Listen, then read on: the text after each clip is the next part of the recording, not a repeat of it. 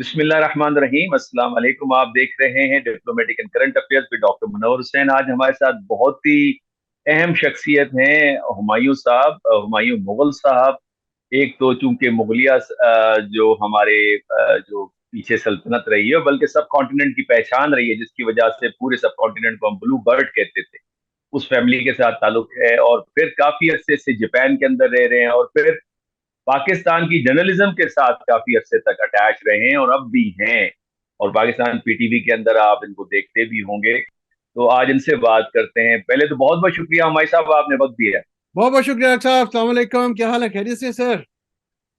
वालेकुम अस्सलाम सर। आपकी वीडियोस देखते रहते हैं और उससे काफी कुछ सीखते रहते हैं, जो आप अपने व्लॉग्स के जरिए हमें इंफॉर्मेशन देते हैं। नहीं डॉक्टर साहब, आप उस्ताद हैं, हमें तो आपसे सीखने की जरूरत है, क्योंकि मैं प्रोफेशनल नहीं हूँ करंट अफेयर पे या डिप्लोमेटिक अफेयर पे। तो बल्कि मैं आपसे काफी चीजें सीखना चाह रहा हूँ असल में।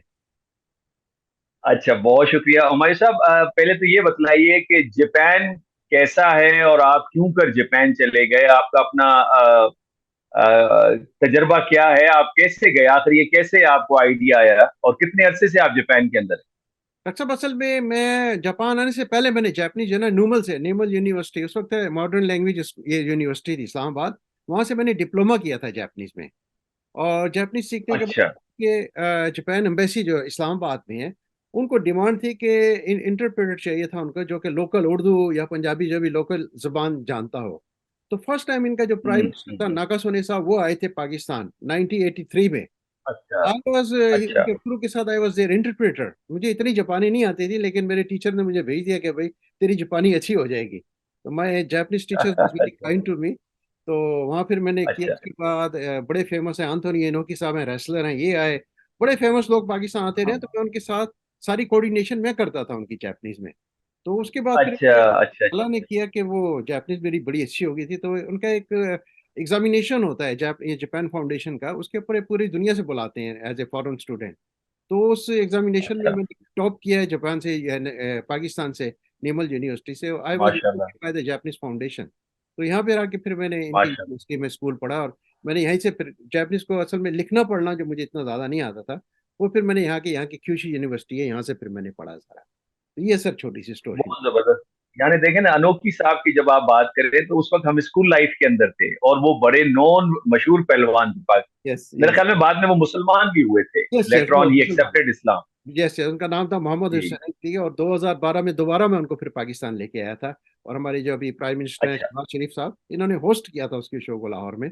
उस वक्त ये चीफ मिनिस्टर थे। अच्छा। And Shehbaz Sharif was invited him officially इनको अच्छा। बुलाया था। तो अच्छा। वो मेरे ख्याल उस वक्त भी मुझे टेलीविजन। याद है वो जाड़ा जाड़ा पहलवान के साथ उनकी फाइट्स वगैरह भी हुई थी। जी जी बिल्कुल सारा। वो असल में आए थे झारे की पहलवान की कब्र पे दुआ करने का एक प्रोजेक्ट था हमारा। क्योंकि उसने कहा मैं इन्हीं की अच्छा। पाकिस्तान की वजह अच्छा। से, मैं उसकी इनोकी की पाकिस्तान से बड़ी मोहब्बत थी। और उस मोहब्बत के लिए उसने मुझे रिक्वेस्ट की कि मैं एक डॉक्यूमेंट्री भी एनएचके ने बनाई थी उसके ऊपर। तो उसको मैं फिर लेके जाना चाहा। तो मुझे शहबाज शरीफ कहने लगे, यार तू नुकल्ला लेके आएगा, साथ कोई शो भी कराओ उसका यहाँ पे। तो फिर इसने क्या किया कि अपने साथ 10-15 रेसलर हम ले गए थे। अच्छा। उन्होंने वहाँ पे शो भी किया लाहौर और पेशावर में। तो माशाल्लाह मैं कहा पूरे लाहौर के लोग, पूरे पाकिस्तान ने देखा होगा, जियो सुपर पे, जियो इस पे, न्यूज पे वो लाइव चलता रहे। मेरा ख्याल है 1 महीना चलाते हैं वो इसको, सूर्य रेसलिंग के शो को। बहुत जबरदस्त, बहुत जबरदस्त। अच्छा, पाकिस्तान की परसेप्शन क्या है जापान के अंदर, क्योंकि हमारे ताल्लुका जापान से बड़े पुराने हैं जी और वक्तन फवक्तन जापान ने हमारी मदद की है, इकोनॉमिक एड देते रहे हैं, टेक्निकल हेल्प देते रहे हैं। जी जी ऑटोमोबाइल जो है पाकिस्तान की, वो जापान के मरहून मिन्नत है।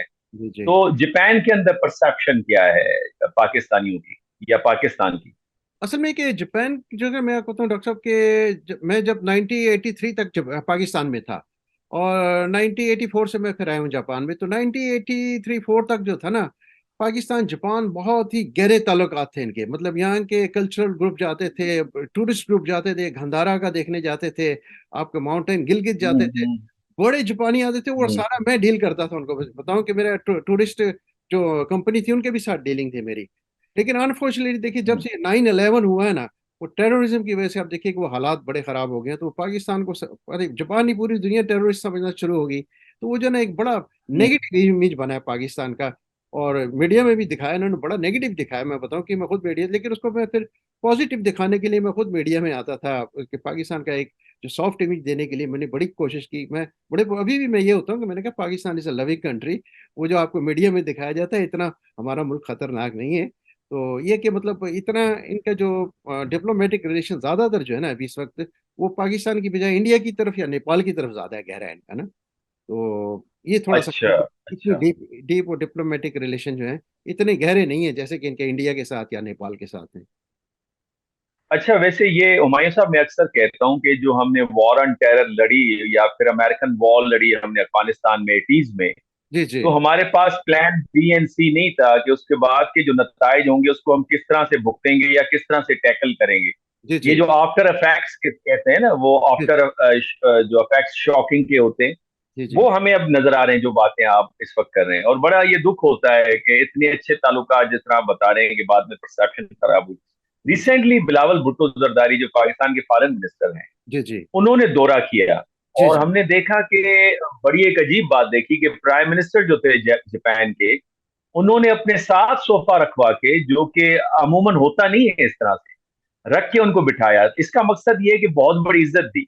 तो क्या परसेप्शन चेंज हो रही है, और वो दौरा आप किस तरह से ग्रेड करेंगे?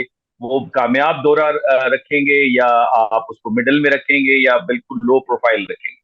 नहीं डॉक्टर साहब, ये बहुत बड़ा कामयाब दौरा हुआ है और इसकी बिहाइंड द कैमरा स्टोरी में असल में उस दिन मैंने एक छोटा सा वीडियो बनाया था 5 मिनट का। 5 मिनट में बात नहीं हो सकती थी, जितना मैं बता सकता था मैंने बताया। जिस तरह आपने कहा कि बहुत सारे लोग मुझसे पूछना चाह रहे हैं, मोल साहब थोड़ी लंबी स्टोरी सुनाओ यार, अंदर दी गल सुनाओ। तो मैंने कहा अच्छा हो गया कि आपके साथ गपशप लग रही है। तो I think you can edit this video और डिटेल में आप इसको ब्रॉडकास्ट कर सकते हैं। तो बड़ा अच्छा है, मैंने कि कोई पूछने वाला हो तो मैं बताने वाला भी हूँ। असल में ये बड़ा सक्सेसफुल दौरा था उनका। मैं तकरीबन 2 दिन रहा हूँ उनके साथ। सारी कवरेज यहाँ से पीटीवी पे लाइव जो मैंने ही इनको यहाँ से चलाया, बाकी दूसरे मीडिया में भी बड़ा अच्छा गया। तो असल में जो है ना, ये जो है ना बिलावल भुट्टो साहब की वजह से नहीं हुआ, मैं बताऊं, ये बेनजीर भुट्टो की वजह से हुआ है सारी बात। जापान में ना बेनजीर अच्छा, भुट्टो उनका को बड़ी करिश्मा कदर अब के। तक चल रहा है? यस सर, वो जब उन्होंने देखा ना भुट्टो फैमिली के कोई आ रहा है, तो ये सर ये तो अपने बादशाह को भी बड़ी रिस्पेक्ट देते हैं। तो भुट्टो जो है ना बेनजीर फैमिली या जुल्फकार अली भुट्टो साहब की बड़ा यहाँ अभी भी जो ओल्डर लोग हैं ना वो बड़ी रिस्पेक्ट करते हैं।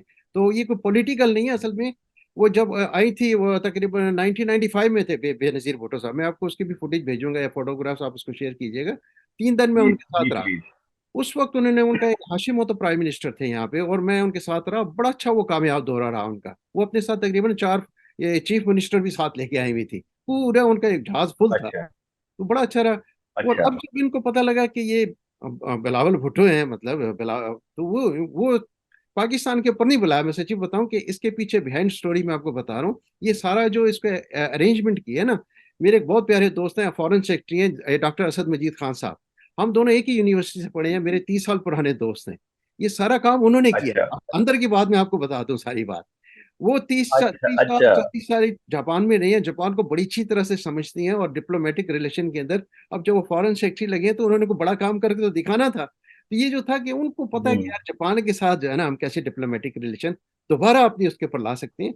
वो एक हफ्ता पहले आए हैं, ईद से पहले आके उन्होंने सारा सेटअप अच्छा करके गुड। दिए हैं। और सारा उनकी जो डिप्लोमेसी है ना, जो कहते हैं बैकडोर डिप्लोमेसी, ये सारा क्रेडिट जाता है डॉक्टर असद मजीद खान साहब को। उनकी फोटोज में आपको भेजूंगा, वो यहाँ एम्बेसडर भी रह चुके हैं। तो मुझे बड़ी खुशी हुई, मुझे पता हम्म। लगा है, मैं उनसे मिलना चाह रहा था। तो मुझे नहीं पता था कि ये बिलावल भुट्टो साहब को इनवाइट करने। इनवाइट तो ऑफिशियली जापान गवर्नमेंट नहीं किया लेकिन उसकी जो टाई अप किया ना वो सारा डॉक्टर असद मजीद साहब ने किया है। और बड़ा अच्छा उन्होंने आते ही वो, और उनकी जो रिजर्वेशन रिजर्व कर ली है मीटिंग्स जितनी भी थी ना। तो जब यहाँ के गवर्नर को पता लगता है कि बिलावल भुट्टो साहब आ रहे हैं, और सबसे बड़ी बात है डॉक्टर असद मजीद साहब की बड़ी रिस्पेक्ट है यहाँ पूरे जापान में। मतलब जितने भी हाई लेवल के जो है ना अच्छा। सिक्योरिटी के अदारे हो गए, या आप देख लें कि डिप्लोमेटिक लोग हैं ना, वो डॉक्टर मसीह साहब को 30 साल से पुराना जानते हैं। उनको पता है जहां कोई भी प्रॉब्लम होती थी ना, वो जाके डॉक्टर असद मसीह साहब को रिक्वेस्ट करते थे, यार ये हमारा काम फंस गया, इसको निकाले।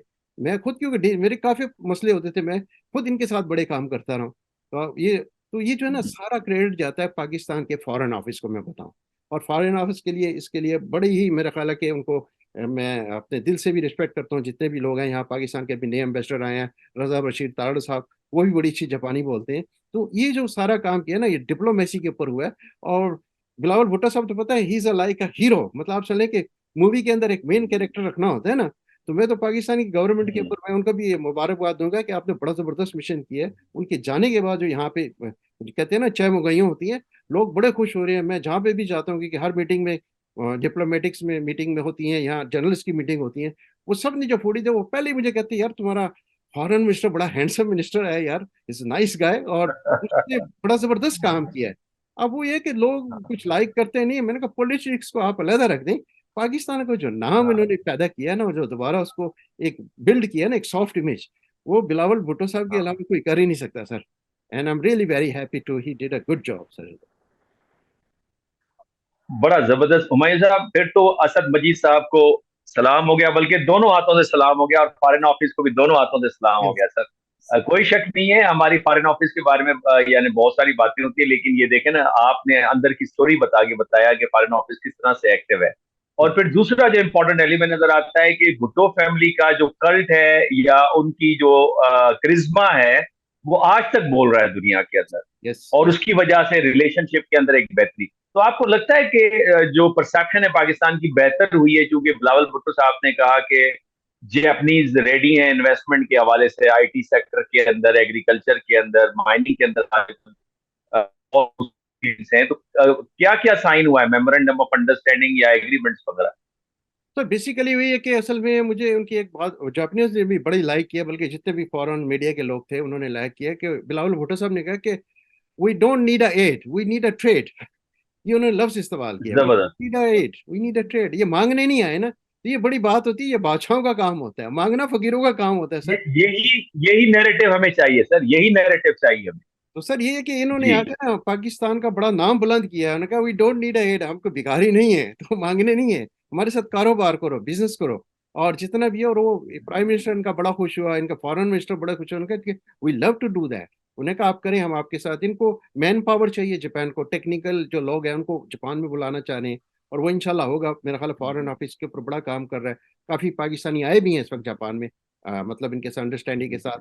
और दूसरा इन्होंने ये बिलावल साहब ने ये कहा कि वो आने के लिए जापानीज सिखाना बड़ी जरूरत होती है, कि जापान को पाकिस्तान में जापानी सिखा के उनको वहाँ ट्रेनिंग करके लाया जाए। तो मैन पावर के ऊपर ज्यादा जोर था। और दूसरा जो बिजनेस है, वो बिजनेस कंपनियां बहुत सारी हैं, उनकी प्राइवेट मीटिंग्स भी हुई हैं। मतलब वो ऑलरेडी असद मजीद खान साहब वो काम करके थे सारा। उन्होंने जितने 15-20 जो हाई लेवल के ऑफिशियल बिजनेसमैन जो मीटिंग थी ना, वो सब लोग डिनर पे आए हुए थे, उन्होंने मुलाकात की, और वो बड़े खुश हुए कि यार हम बिलावल भुट्टो के साथ मिले हैं, पर कोई फोटो बनाते नहीं है। तो बड़ा अच्छा ही एक उनका एक जो है ना पॉजिटिव इमेज गया है। और मैं ख्याल है पाकिस्तान और जापान के रिलेशन में ख्याल 30 साल पुराने जो हमारे डीप रिलेशन थे, उसके अंदर वापस आ रहे हैं। और आप देख रहे हैं कि इसके अंदर जापान का जो मेन इंटरेस्ट है पाकिस्तान के अंदर, वो है टूरिज्म का। मैं बताऊं, गंधारा हमारा जो आर्ट है ना, यस। इनके लिए इनका खाना काबा यस। मक्का मदीना है सर वहाँ पे। तो ये जितने भी जबरदस्त जबरदस्त। कंपनी है, वो मुझे कह रही है कि मुगल साहब वो जो पहले काम करते थे, अब आपका जो मिनिस्टर आया है, इसने कहा कि हम ट्रेड तो आए, हम अपना टूरिज्म का ट्रेड दोबारा से हो सकता है। मैंने कहा क्यों नहीं हो सकता, इंशाल्लाह मैं करूंगा, क्योंकि मैं खुद इन्वॉल्व रहा हूँ उसमें। 5 साल तो मैं करता हूँ टूरिज्म में वहाँ पाकिस्तान में। तो वो उसको लाने के लिए इन्होंने कहा कि टूरिज्म में इनका इंटरेस्ट है उधर के लिए, पाकिस्तान के लिए, और पाकिस्तान से मैन पावर को जापान लाने का, ये बहुत बड़ा प्रोजेक्ट है सही। ये मेरा दूसरे लफ्जों में ना आपने सवाल छीन लिया, मेरा यही सवाल था कि जो रिलीजियस टूरिज्म है, जी। जिस तरह से सिर्फ गंदारा है, टेक्सला है, और उसके अलावा इवन मोजोदड़ो के अंदर बहुत सारे जो बुद्धा की वो चीजें पाई जाती हैं, और ये पूरी पट्टी यानी शुरुआत तो यहीं से हुई थी। तो जी। इस हवाले से बड़ा अच्छा आपने बताया कि दोबारा काम शुरू हो गया, और ये करना भी चाहिए। सिर्फ यहाँ से मन में ट्रैफिक नहीं होनी चाहिए कि जापान से चीजें आ रही हैं, हमारे यहाँ से भी चीजें उनके लिए जानी चाहिए। तो जी उसमें क्या इंप्रूवमेंट आपको नजर आ रही है, फ्यूचर आपको ब्राइट नजर आ रहा है, प्रोस्पेक्ट्स जो है? सर मुझे तो बड़ा ब्राइट नजर आ रहा है, क्योंकि अभी जो मुझे यहाँ से अभी लग रहा है कि पाकिस्तान की गवर्नमेंट जो है ना, अभी तक स्टेबल नहीं थी। मैं बताऊँ, और जापानी जो है ना, ये देखते हैं कि स्टेबल गवर्नमेंट होनी चाहिए, सर्कमस्टांसेस आपके अच्छे होने हाँ। चाहिए, सिक्योरिटी सिस्टम, ये 3 चीजें इनकी डिमांड है, इन्होंने कहा है। और बिलावल भुट्टो से कहा don't worry, will do it इंशाल्लाह। ये मेरा ख्याल है पाकिस्तान जो गवर्नमेंट अब जो एक्शन ले रही है, ये मेरा ख्याल में जो 1-2 साल में कर जाएंगे काम ये। अब इनको समझ आ गया करना क्या है। अच्छा। हाँ, बाकी मुझे जो हम्म। मेरी ऑब्जर्वेशन है ना यहाँ से, जो पाकिस्तान अभी करने जा रहा है, तो मेरा ख्याल है ये पॉजिटिव इन्होंने एक्शन लेने शुरू कर दिए हैं। तो पॉजिटिव एक्शन में मेरा ख्याल है कि 1-2 साल में जो है टूरिज्म खुलेगा वहाँ पे पाकिस्तान में। मैं खुद यहाँ से जापानियों को लेके आना चाह रहा हूँ, क्योंकि मेरे काफी, मैं खुद हर साल 2-3 टूर तो मैं खुद लेके जाता था यहाँ से, 20-20 लोगों के गंदारा के अच्छा। टूर उनको गाइड में करता था सर। यहाँ पे मेरे दोस्त हैं, वो टूरिज्म का काम करते हैं।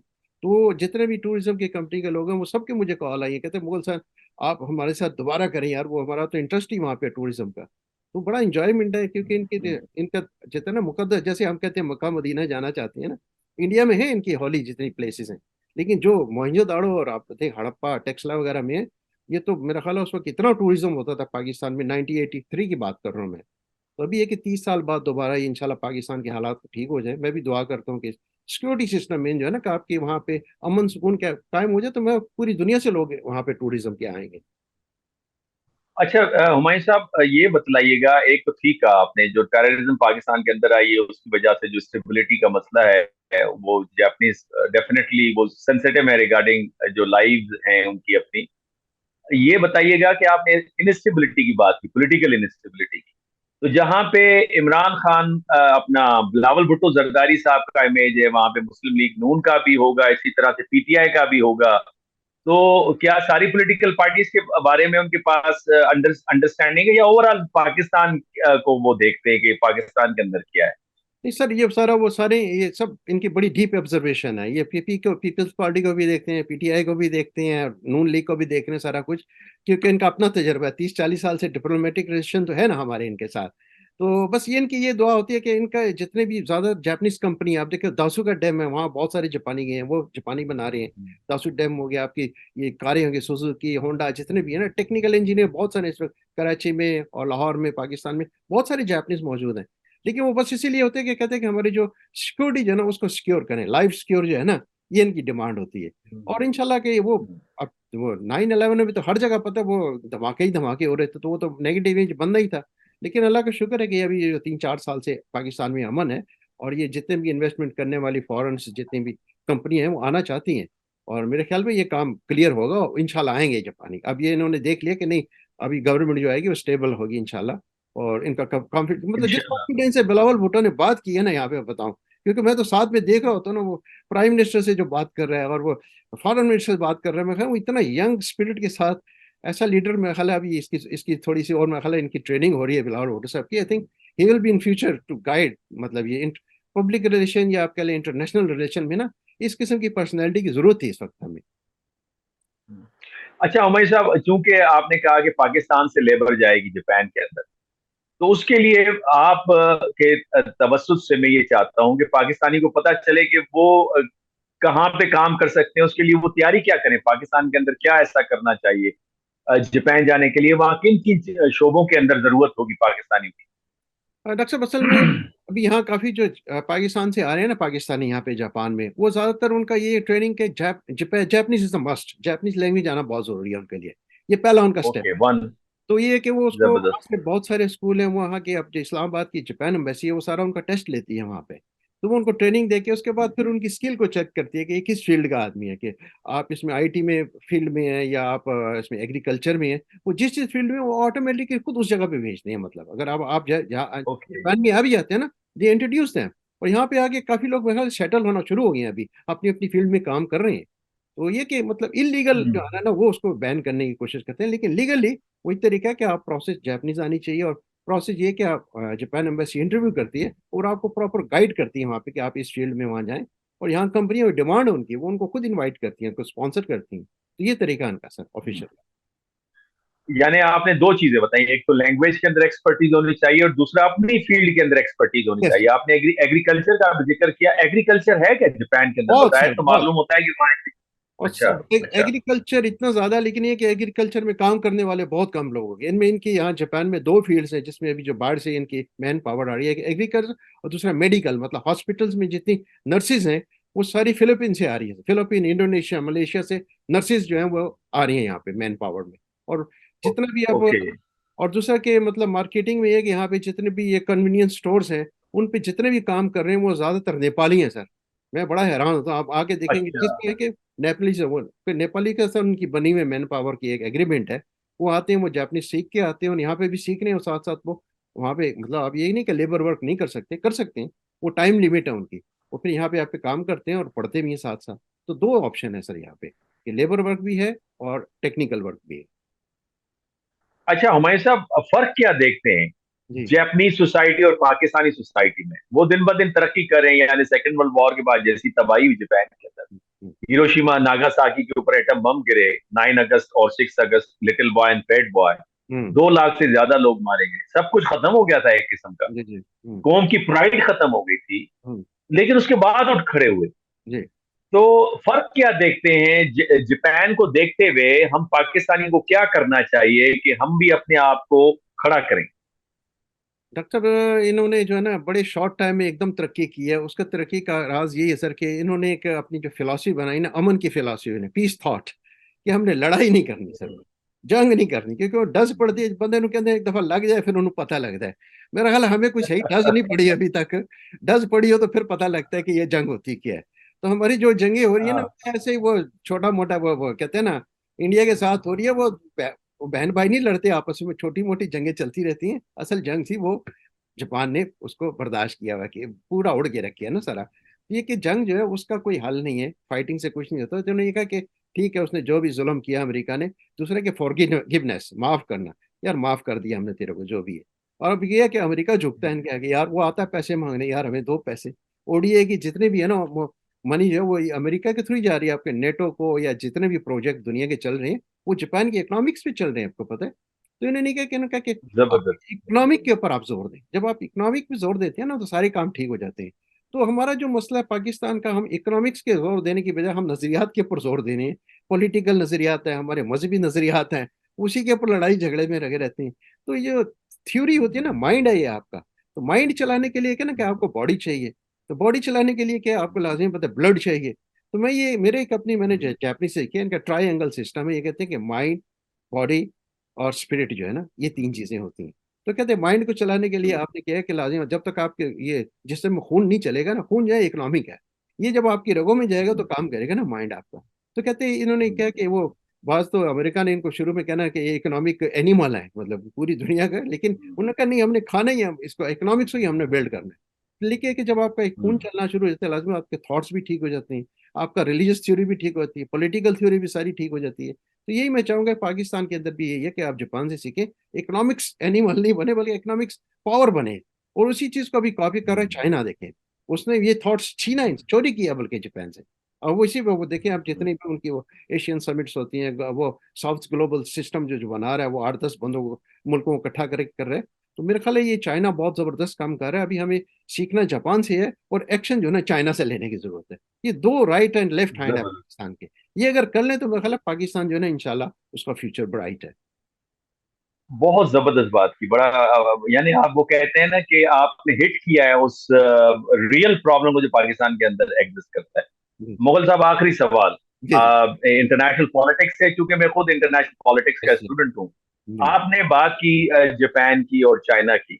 जी जापान इकोनॉमिकली दूसरी बड़ी पावर था दुनिया का, और जी अब वो जगह चाइना ने ले ली। और चाइना और जापान के दरमियान में आप कंपटीशन, कॉन्फ्लिक्ट उस लिहाज से तो नहीं देखते, लेकिन कंपटीशन अपनी जगह मौजूद है, क्योंकि जी जापान क्वाड का हिस्सा है, चाइना जबकि वो बीआरआई और सीपैक में लगा हुआ है। तो वहां पे जापान के अंदर इस हवाले से भी आप देखते हैं कि उनको कोई जेलसी फील हो रही हो कि भाई हमारी जगह चाइना ने ले ली है, और चाइनीज को हमने स्कोर उनके साथ सेटल करना है, क्योंकि माजी में भी मंचूरिया का जो प्रोविंस था उस पर कोई टसल थी जापान और चाइना के दरमियान में। इस तरह की कोई चीज जापान में आपको नजर आती है, आई मीन अंदर से, कि हमने compete करना है, चाइना को दोबारा पीछे छोड़ना है, वगैरह वगैरह? बेसिकली डॉक्टर साहब, ये कि जापान में इस वक्त ना मेरा ख्याल है 70% चाइनीज बिजनेस है इस वक्त, बताऊँ, 70% चाइनीज बिजनेस, जहाँ पे भी आपको मेड इन ओह। चाइना मिलेंगी। इधर है कि 100 येन अच्छा। शॉप एक है, वो सारी जो है ना मेड इन चाइना है। ये मैंने जो पहना है मैंने यूनिक्रो, एक फैशन डिजाइन है, ये सारा मेड इन चाइना है। तकरीबन हर जगह मेड इन चाइना अच्छा। आपको मिल रहा है। तो वो उसने आपके ग्रैब कर लिया अच्छा। जापान को।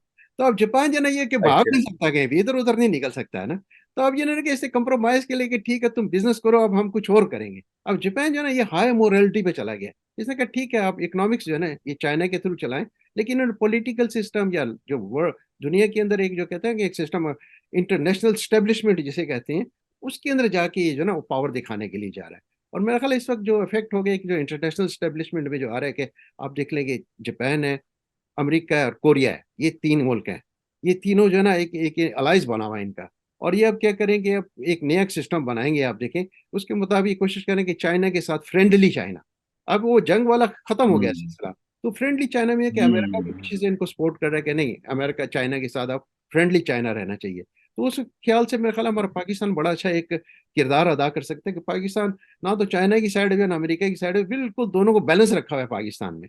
तो मेरा ख्याल है वो जापान जो है ना वो हम्म। पाकिस्तान को जापान को पाकिस्तान की जरूरत पड़ेगी ही पड़ेगी, इसीलिए वो चाह रहे हैं कि यार हम्म। चाइना के साथ जो आप है ना, हमारी जो मिड टर्म जो होता है ना रिलेशन, उसको ठीक करने के लिए मतलब हम्म। पाकिस्तान चाइना के साथ बड़ी अच्छी दोस्ती है, जापान के भी साथ दोस्ती है। तो मेरे ख्याल है ये जो बिजनेस रिलेशन होंगे ना इंटरनेशनल पॉलिटिक्स में, ये अभी 5-10 साल में इंशाल्लाह देखिए ये सारा सिनेरियो चेंज होगा इंशाल्लाह। हम्म। ये बहुत इंपॉर्टेंट पॉइंट अगेन आपने रेज किया। पाकिस्तान को ये सबक सीखने की जरूरत है कि आपके रिलेशनशिप में कंपार्टमेंट्स होते हैं। एक में अगर कंपटीशन है तो दूसरों में आपने अपने रिलेशन को कायम रखना है। ट्रेड है, टूरिज्म है, पीपल टू पीपल कांटेक्ट है। और देखिए जापान और चाइना का पुराना यानी आपस में चपकलिश रहती थी। अगर उनकी तारीख देखें, अब जिस तरह हुमायूं साहब ने बताया, बहुत इंपॉर्टेंट बात बताई कि जापान की अंदर इकोनॉमी में भी चाइना ने इस तरह का नेटवर्क कायम कर लिया है कि दोनों इकोनॉमी इंटरडिपेंडेंट हो गई है। यस। यही मैं कहता हूं कि इंडिया के साथ भी आपको करना होगा। मुगल साहब, आखिरी बात, ये जो पीछे आपने कारपेट्स रखे हैं, जी जी। इनकी जरा डिटेल बताइए। ये तो देखे ना, वो मुगल टच दे रहा है जरा। यस सर, असल में मैं बिजनेस मैन हूँ, तो मुझे यहाँ तकरीबन 40 साल से हो गई, ये मेरी गैलरी है। ये कारपेट मेरा अच्छा। शोरूम है यहाँ पे, और मैं शोरूम में बैठा इस वक्त सारी रिकॉर्डिंग कर रहा हूँ, क्योंकि वो बहुत मैं बाहर होता हूँ ज्यादातर। तो 40 साल पहले जब मैं आया था, मैं एज ए जर्नलिस्ट तो काम कर रहा हूँ, लेकिन जर्नलिज्म में पैसा नहीं बनता, मैं आपको बता दूं। नाम तो बन जाता है आपका, लेकिन आपने घर चलाने के लिए कारोबार बहुत जरूरी है। आई एम बिजनेस मैन, और यहाँ बहुत बड़ी जरूर। बिजनेस कम्युनिटी है। मैं पर्शियन कारपेट डीलर है, मेरी कंपनी है। और ये मैं शोरूम के अंदर एक माशा। खूबसूरत कालीन है। सारे लोग कहने लगे यार पता लगता है कि मुगल साहब कहाँ से बात कर रहे हैं। तो मैं इस वक्त जो है ना फुकुओका के अंदर मेरी पर्शियन वेब गैलरी है। ये एक एक कारपेट तकरीबन है $1-1 मिलियन का है, मैं बताऊं, बहुत महंगे कालीन है ये। अच्छा। कुछ ईरान से हैं, अच्छा। कुछ तुर्की से हैं, बड़े आर्टिस्ट हैं और बिकते हैं यहाँ पे। तो दैट्स माय बिजनेस, मतलब ये कोई आम सस्ते कालीन नहीं है। आर्ट है, ये पर्शियन आर्ट है, टर्किश आर्ट है। पाकिस्तान से भी मैं मंगाता हूँ, अफगानिस्तान से भी मंगाता हूँ। तो यहाँ बिजनेस कम्युनिटी के साथ मेरा एक बड़ा नेटवर्क है यहाँ पे। तो इसलिए मैंने कहा चलो थोड़ा बैकग्राउंड में ना लोग ये देख भी सकते हैं, जिनको जो समझते हैं इस कारपेट वालों को, वो देख के समझ जाएंगे कि यार ये कितने का कालीन है। पूछते हैं मुगल साहब कितने का बेचना है। तो ये मैं एक अपनी पब्लिसिटी भी है कि I am a carpet dealer and journalist in Japan. देखें जी, हुमायूं साहब एक ऐसे पाकिस्तानी जिन पे हमें फख्र करना चाहिए, जहाँ पे वो जर्नलिज्म भी कर रहे हैं, पाकिस्तान के मौक़िफ़ को और पाकिस्तान के गोल को परसू कर रहे हैं, जापान के अंदर परसेप्शन बेहतर बना रहे हैं, वहाँ पे बिजनेस भी कर रहे हैं और सिर्फ जर्नलिज्म पे डिपेंड नहीं करे। मेरा ख्याल है हमें सीखने की जरूरत है, बहुत ज्यादा सीखने की जरूरत है। और एक ही फील्ड के साथ चिपके रहने की जरूरत नहीं है। आपके अंदर अल्लाह ने बहुत सारे टैलेंट रखा हुआ है। आप मल्टीपल काम कर सकते हैं और अर्न कर सकते हैं और अपने मुल्क का नाम रोशन कर सकते हैं। हमारे साहब, बहुत बहुत शुक्रिया आपका। इंशाल्लाह फ्यूचर में आपके साथ इन टच रहेंगे दोबारा। और उम्मीद है कि आपकी जो ये इंटरव्यू है, इससे हमारे पाकिस्तानी बहुत सबक भी सीखेंगे और हुकूमत को और फॉरेन ऑफिस को भी एक रास्ता मिलेगा मजीद हमें किस तरह और किस तरीके से अपने ताल्लुका जापान के साथ बेहतर बनाने चाहिए। बहुत शुक्रिया सर आपके टाइम का। सलाम अलैकुम। बहुत बहुत शुक्रिया sir, thank you very much sir, thank